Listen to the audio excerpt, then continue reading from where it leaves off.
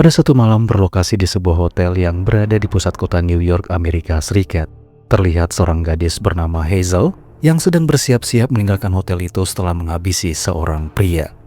Perlu diketahui bahwa Hazel adalah seorang pembunuh bayaran wanita yang cukup handal di Amerika. Hal itu terbukti di mana ia terlihat sangat tenang saat membersihkan sidik jari di tempat kejadian, dan tanpa menunjukkan rasa panik sedikit pun, Hazel segera pergi meninggalkan hotel tersebut. 20 tahun kemudian, kehidupan Hazel terlihat berubah total. Kini, ia menjalani hidup sederhana dengan membuka sebuah restoran kecil yang berada di kota Barstow dan berhasil melepaskan diri dari pekerjaan kotor di masa lalunya. Sehari-hari Hazel bekerja melayani pelanggannya dengan sepenuh hati. Bahkan, ia terpaksa harus bersikap profesional ketika menghadapi pria-pria genit yang seringkali datang hanya bertujuan untuk menggoda dirinya. Why won't you go out with me, Hazel? Because you're broke and unattractive. Hingga pada suatu hari seorang sheriff berkunjung untuk makan di restorannya. Saat sang sheriff hendak membayar, Hazel menolak menerima uang tersebut hingga membuat putrinya bernama Joy terlihat kesal. Joy protes mengapa ibunya terlalu sering memberi makan gratis kepada polisi yang notabene adalah aparat negara yang hanya memanfaatkan keuntungan kepada warganya sendiri. Namun Hazel menjelaskan bahwa itu sengaja ia lakukan agar jika suatu saat mereka membutuhkan bantuan, para polisi akan lebih cepat datang menolong. You can't afford to keep comping the cops. A little goodwill can make a difference between them showing up in 5 minutes or 5 hours. Di tengah obrolan, Hazel memperhatikan pacar Joy bernama Travis yang sedang duduk santai menunggu jam istirahat. Dari tatapannya, jelas Hazel tidak menyukai pemuda tersebut, yang entah apapun itu alasannya, yang pasti Hazel merasa bahwa Travis bukanlah pemuda yang baik. Namun meskipun demikian, Joy selalu membela kekasihnya dan menganggap bahwa sang ibu hanya salah menilai. Just keep your voice down. Forget the money. We'll figure it out. Anything to get out of here. Beberapa waktu kemudian, Joy menghadapi masalah dengan seorang pengunjung bernama Elliot, di mana Elliot sudah menghabiskan makanannya, namun tidak memiliki uang untuk membayar makanannya itu. Hal itu tentu saja membuat Joy kesal hingga nyaris terjadi keributan. Beruntung sang ibu datang dan mengambil alih situasi untuk berbicara dengan Elliot. Saat ditanya, Elliot menjelaskan bahwa dia berasal dari kota yang sangat jauh dan sudah 2 hari ia tidak makan karena uangnya dirampok di tengah perjalanan sebelum tiba di kota Barstow. I'm so sorry. What'd you do in LA? Cardiothoracic surgeon. Merasa iba, Hazel kemudian dengan baik hati menawarkan pekerjaan pada Elliot sebagai pencuci piring. Bahkan ia juga menyiapkan kamar agar Elliot bisa tinggal untuk sementara waktu. Mendengar hal itu, Elliot tentu saja terlihat senang dan langsung menerima tawaran pekerjaan itu. Can you wash dishes? Sementara itu, Joy kembali bertemu dengan Travis di pinggir restoran, di mana ternyata selama ini David berusaha membujuk Joy untuk meminta uang pada Hazel agar mereka bisa hidup bersama di luar kota. You know, somebody's gonna take that place out from under us if we don't run it quick. Sore harinya setelah restoran tutup, Joy pun segera menghampiri ibunya, di mana ia bertanya mengapa Hazel selalu berpikir buruk tentang Travis, padahal sang ibu belum pernah sekalipun berbincang langsung dengannya. Mendengar pertanyaan itu, Hazel pun menjawab bahwa dia bisa menilai seseorang hanya dari gerak-geriknya saja. I know people, Joy, and hopefully someday you will too. Leave those. Give me your feet. Tak lama kemudian, Joy mulai berpura-pura bersikap manis dengan memijat kaki ibunya. Dan benar saja, semua itu hanyalah rayuan semata, di mana saat itu juga ia meminta uang pada sang ibu dalam jumlah yang cukup besar. Bahkan ia mulai berani berkata jujur dengan mengatakan bahwa uang itu akan ia gunakan untuk hidup bersama Travis di kota lain. Mendengar permintaan putrinya itu, tentu saja Hazel langsung menolak, di mana ia mengatakan kalau dia tidak akan pernah ikhlas memberikan uang sebesar pun untuk Joy dan pacarnya yang tidak tahu diri itu. About my college money. Joy, not again. Tak berapa lama Travis datang menjemput. Joy yang melihat kekasihnya datang dengan buru-buru beranjak pergi dengan mengatakan pada sang ibu bahwa dia dan Travis akan pergi menginap di kota lain selama 2 hari ke depan. Saat itu Hazel mencoba melarang Joy untuk pergi karena ia yakin Travis hanya akan membawa kesengsaraan buat putrinya. Namun lagi-lagi Joy seakan tidak peduli hingga Hazel hanya bisa pasrah dan hanya bisa berharap semoga putrinya tidak salah dalam mengambil keputusan. If we got married right away, it could be mom's wedding present. Di keesokan harinya saat Hazel sedang melayani para pelanggan restorannya, ia melihat putrinya pulang diantar oleh Travis, namun dia merasa aneh kenapa putrinya pulang dengan menggunakan kacamata. Nalurinya sebagai seorang ibu yang merasa bahwa putrinya sedang tidak baik-baik saja, Hazel saat itu menghampiri Joy dan bertanya apa yang sedang terjadi. Namun awalnya Joey berusaha menghindar, bahkan terlihat enggan untuk bercerita. Dan ketika akhirnya Hazel membuka kacamatanya, saat itulah ia melihat lebam di wajah putrinya yang kemungkinan akibat hantaman benda tumpul.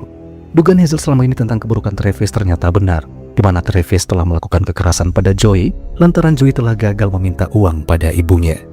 Amarah Hazel pun seketika memuncak. Saat itu juga ia segera bergegas masuk ke sebuah ruangan rahasia dan mulai menyiapkan perlengkapan lamanya yang selama ini tersimpan bersama masa lalunya.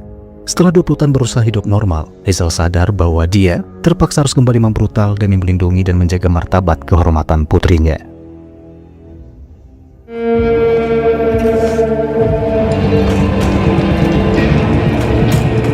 Beberapa saat kemudian terlihat Travis yang sedang berada di sebuah bengkel mobil milik salah seorang temannya. Tanpa ia sadari, Hazel tiba-tiba datang dengan wajah murka penuh emosi, namun bukannya merasa bersalah atas perbuatan yang ia lakukan terhadap putrinya Hazel. Travis justru mengucapkan kata-kata yang tidak pantas dengan menghina Hazel, hingga membuat Hazel dengan terpaksa memberikan pelajaran pada pemuda itu.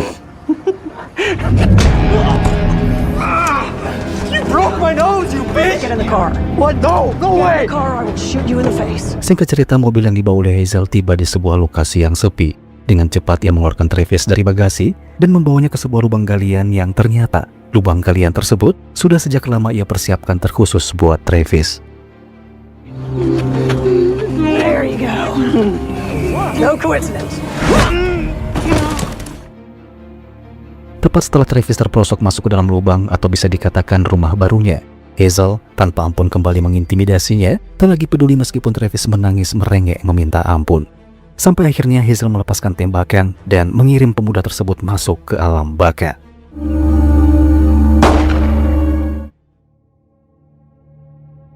Di keesokan harinya, Joe yang masih terlihat sangat mencintai Travis memaksakan diri mencoba menghubungi Travis melalui pesan singkat. Namun karena tak kunjung mendapatkan balasan, Joy kemudian bertanya pada ibunya apa yang telah ia lakukan pada kekasihnya itu. Hazel menjawab bahwa ia hanya membuat kesepakatan dengan Travis agar tidak lagi berhubungan dengan Joy. Hazel menambahkan bahwa Travis sudah setuju untuk pergi, sehingga Joy tidak perlu mencarinya lagi. I want to know what happened, Mom. Travis said that he thought it would be best if he left California entirely. Namun Joy tidak percaya begitu saja. Ia bahkan mengancam kalau sampai Travis kenapa-napa mereka akan mendapatkan masalah besar karena keluarga Travis dikenal sebagai bagian dari komplotan mafia. Meski begitu, Hazel tetap tenang dan tidak menunjukkan rasa khawatir sedikit pun. I am not afraid of these people and I'm going to do whatever I have to do to protect you. Beberapa waktu kemudian, Hazel secara kebetulan melihat seorang pengunjung yang diam-diam memotret Elliot. Karena curiga, Hazel pun mendekati pria tersebut, namun pria itu beralasan bahwa dia hanya iseng dan kemudian buru-buru pergi.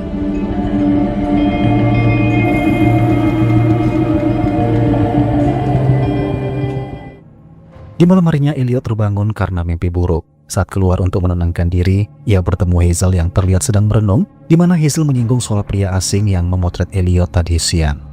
Melihat kegelisahan Hazel, Elliot pun mengatakan bahwa ia tidak mengenal pria itu. Namun meskipun demikian, ia meyakinkan bahwa Hazel tidak akan mendapat masalah dari pria misterius itu.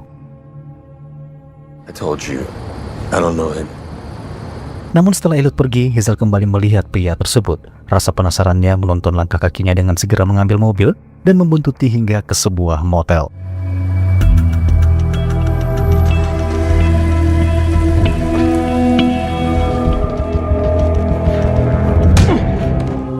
Who are you? What were you doing in my diner this morning? Pria itu akhirnya mengaku bahwa Elliot sebenarnya adalah seorang dokter bedah terkenal dari Los Angeles. Namun reputasinya hancur setelah sebuah kecelakaan mobil merenggut nyawa pacarnya, yang semua itu disebabkan karena kebiasaannya yang sering mabuk. Pria tua itu pun beralasan bahwa tujuannya mengawasi Elliot karena dia adalah seorang wartawan yang kerap menulis berita tentang dirinya. Setelah mengetahui kebenaran, Hazel pun meninggalkan lokasi dan membawa laptop wartawan tersebut. Freelance reporter taking pictures of dishwasher lady. Why?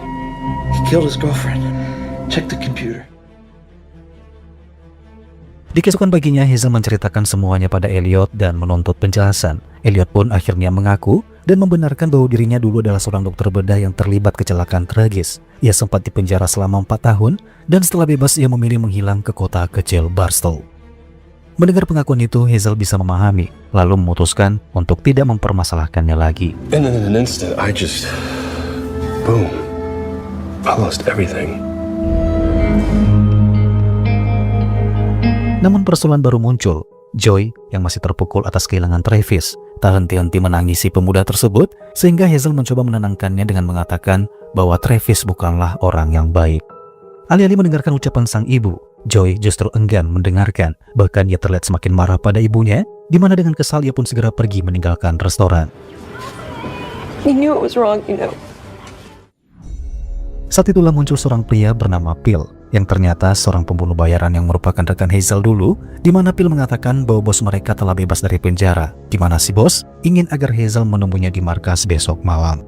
Mendengar hal itu, Hazel pun seketika terlihat khawatir, karena bagaimanapun juga masa lalunya yang sudah lama terkubur tidak akan pernah bisa ia tinggalkan sampai kapanpun. Vaughn's out. Oh, and that Joy, huh? Di malam harinya Hazel merenung sendirian. Tidak lama kemudian, seorang sheriff yang sering diberikan makan gratis oleh Hazel datang membawa Joy pulang, di mana sang sheriff menjelaskan bahwa Joy kedapatan bergaul dengan anak-anak gangster yang berbahaya. Untungnya ia mengenal Joy dan Hazel, sehingga sang sheriff segera membawa Joy pulang sebelum terjadi hal yang tidak diinginkan. Thanks again. Di keesokan malamnya, Hazel akhirnya memenuhi undangan bos lamanya, seorang pria bernama Vaughn Alexander, yang ternyata adalah ayah angkat Hazel. Saat itu diketahuilah bahwa Vaughn sudah mengadopsi Hazel sejak Hazel berusia 15 tahun. Dan setelah melihat bakat seorang pembunuh dalam diri Hazel, tak butuh waktu lama buat Vaughn untuk melatih Hazel hingga menjadi seorang pembunuh bayaran yang profesional. Well, my little girl Hazel. Setelah sedikit berbasa-basi, Vaughn kemudian menyampaikan maksud dan tujuannya meminta Hazel datang, yaitu tentu saja meminta Hazel agar kembali bekerja untuknya. Mendengar hal itu, tentu saja Hazel menolak dengan mengatakan bahwa ia sudah pensiun. Namun, ketika Vaughn menyinggung soal Joy putri Hazel yang cantik, Hazel pun seketika sadar bahwa Vaughn tengah mengancamnya. You're worried about Joy. Demi keselamatan putrinya, Hazel pada akhirnya dengan terpaksa menerima tawaran tersebut dengan syarat bahwa ini akan menjadi pekerjaan terakhirnya. Vaughn kemudian memberikan uang muka dan target baru. Hazel diberi waktu selama 1 minggu untuk menghabisi seorang pengusaha bernama Perry Gamble yang berada di Las Vegas. Perry Gamble is in town. Never say no to you. Singkat cerita, Hazel pun berangkat ke Las Vegas untuk mengawasi targetnya, yaitu Perry Gamble. Dan setelah cukup lama mengintai, ia pun segera pulang ke rumahnya.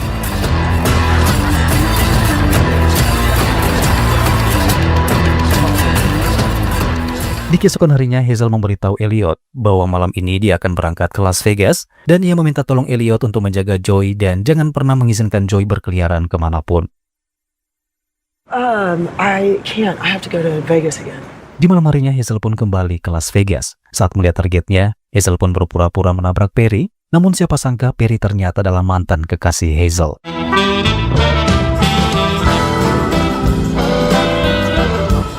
The best I had in my life. Shit. Ooh, damn. Dan hal ini tentu saja membuat Hazel dengan mudah masuk ke dalam lingkarannya, di mana Perry yang sama sekali tidak curiga mengundang Hazel untuk datang ke kamar hotel tanpa menyadari bahwa kematian sedang mengincarnya. Damn, you look good. Di dalam kamar, Perry menceritakan bahwa saat ini dia adalah pemilik sebuah kasino besar, dan di tengah perbincangan itulah Hazel diam-diam memasukkan. Namun belum sempat Perry meneguk minumannya, ia mengungkapkan bahwa rasa cintanya kepada Hazel tidak pernah hilang, meskipun sudah 20 tahun mereka tidak bertemu. Dan sialnya ucapan itu mengguncang hati Hazel, sehingga dengan cepat ia merebut kembali gelas tersebut sebelum Perry meminumnya, lalu berpura-pura menciumnya tepat di saat anak buah Perry datang mengetuk pintu dan mengatakan bahwa rekan bisnis dari China sudah tiba. I loved you, Hazel. Sorry, boss. Mr. Chen, he wants you to join him. Sementara itu, Vaughn yang sedang bersantai sambil bermain biliar, ia memerintahkan anak buahnya agar selalu mengawasi gerak-gerik Hazel. Dan siapa sangka, orang yang ditugaskan untuk memata-matai Hazel ternyata Elliot, yang pada akhirnya mengungkap fakta bahwa selama ini Elliot memang sengaja dikirim oleh Vaughn untuk mengawasi Hazel. I put you in there for a reason. All I can do is Just shut up. Time's running out. Beberapa hari kemudian, Hazel semakin terlihat gelisah dan mulai merasa dilema. Kenangan lama dengan Perry membuat hatinya bimbang, apalagi saat ini Perry tak henti-henti mengiriminya pesan sebagai bentuk perhatian. Di siang harinya, sheriff kembali datang ke restoran. Ia memperingatkan Hazel bahwa belakangan ini kasus penculikan gadis remaja semakin marak terjadi, sehingga ia meminta Hazel agar lebih menjaga Joy dan segera melapor jika melihat orang asing yang mencurigakan. We're getting multiple reports of young girls going missing. If you see anything suspicious. Yeah, I got your number. Tak lama setelah itu, Phil datang ke restoran. Ia memesan makanan lalu menyampaikan pesan bahwa besok Perry akan pergi keluar kota, yang berarti malam ini Hazel harus segera menyelesaikan misinya. Jika tidak, Vaughn akan marah besar dan keselamatan Hazel serta putrinya tidak akan terjamin. Vaughn just wants me to remind you that Perry leaves town tomorrow morning. Clock's ticking, Hazel. Di malam harinya sebelum berangkat untuk menjalankan misinya, Hazel diam-diam masuk ke kamar Joey yang saat itu terlihat sedang tidur dan membisikkan permintaan maaf karena belum bisa menjadi seorang ibu yang baik. Kemudian Hazel menemui Elliot di gudang belakang dan lagi-lagi menitipkan Joey seperti permintaan sebelumnya, dan setelah itu ia pun segera berangkat ke Las Vegas. Namun begitu Hazel pergi, Elliot saat itu juga menghubungi Vaughn dan Phil untuk melaporkan bahwa Hazel sudah bergerak menuju targetnya. Hey, she's on the way. Singkat cerita, Hazel pun tiba di Las Vegas untuk bertemu dengan Perry sesuai janji yang sudah mereka sepakati sebelumnya. Dan saat itu juga Hazel segera masuk ke kamar hotel Perry, sementara Perry yang masih menunggu di luar justru mendapatkan sebuah surat yang dititipkan kepada anak buahnya. Dan betapa terkejutnya Perry saat membuka surat tersebut, di mana di dalamnya terdapat foto Joy dan sebuah tulisan yang bertuliskan hours yang membuat Perry seketika baru sadar bahwa Joy adalah anak kandungnya, hasil hubungannya dengan Hazel di masa lalu. Belum sempat Perry mencerna kabar tersebut, tiba-tiba istrinya datang, membuat Perry panik dan buru-buru menyambut sang istri dengan berpura-pura bahwa makanan di meja memang ia siapkan untuk sang istri tercinta. Padahal sejatinya, makanan spesial itu sengaja ia persiapkan untuk Hazel. Sementara itu Hazel berkunjung ke markas Vaughn, dan saat ia diperiksa oleh para penjaga, tiba-tiba inilah yang terjadi. Hazel, really?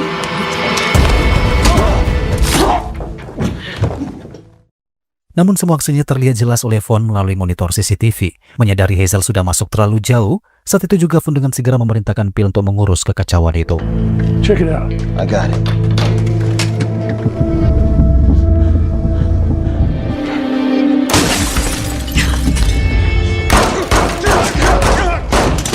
Setelah berhasil mengirim Phil ke alam baka, tanpa berlama-lama Hazel dengan cepat bergerak maju, hingga akhirnya berhasil memojokkan Vaughn yang terlihat begitu sangat ketakutan. Come on, honey, we can work this out, huh? After all we've been through, it can't come down to this.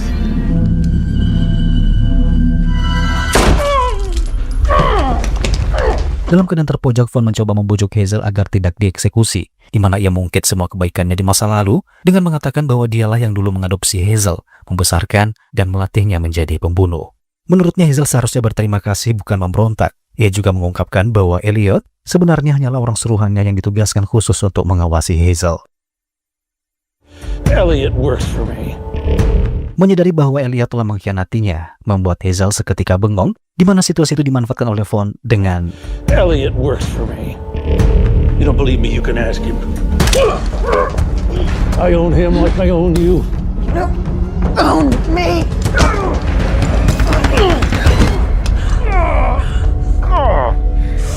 Sebelum menarik pelatuk dan menghabisi Vaughn, Hazel mengatakan bahwa dia sebenarnya sudah lama tahu kalau Vaughn lah yang membunuh kedua orang tuanya.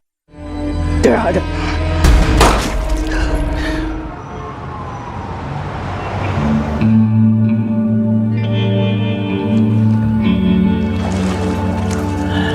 Di keesokan harinya, Hazel kembali ke restorannya. Ia sempat berbincang dengan kokinya, hingga kemudian Elliot datang di mana Hazel mengatakan bahwa saat jam istirahat nanti, ia ingin berbicara berdua dengan Elliot. After all, if we don't have loyalty, what do we have? You and I need to talk at some point today. Okay. Di sisi lain, Joy dikejutkan dengan kedatangan Travis yang seharusnya sudah tiada, di mana Travis meminta Joy untuk menemuinya di belakang restoran. Love you too, Mom. Di waktu yang bersamaan, Hazel terlihat sibuk melayani para pelanggan. Namun ketika masuk ke dapur, ia heran karena kokinya tidak ada di tempat. Hazel memeriksa ke belakang dan mendapati sang koki tengah diajar habis-habisan oleh sekelompok mafia. Tak tinggal diam, Hazel pun segera keluar dan menghabisi mereka semua.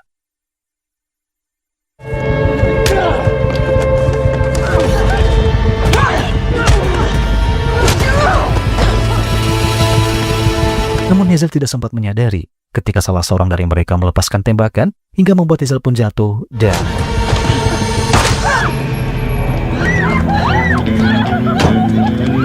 beruntung Elliot muncul dan bergegas menghampiri Hazel yang tergeletak berlumuran darah. Namun alih-alih menutup cerita, Film justru berakhir yang kemungkinan akan ada sequel kedua dari film ini yang nantinya akan menjelaskan siapa sebenarnya kelompok mafia tersebut dan juga siapa Elliot sebenarnya. You have to trust me.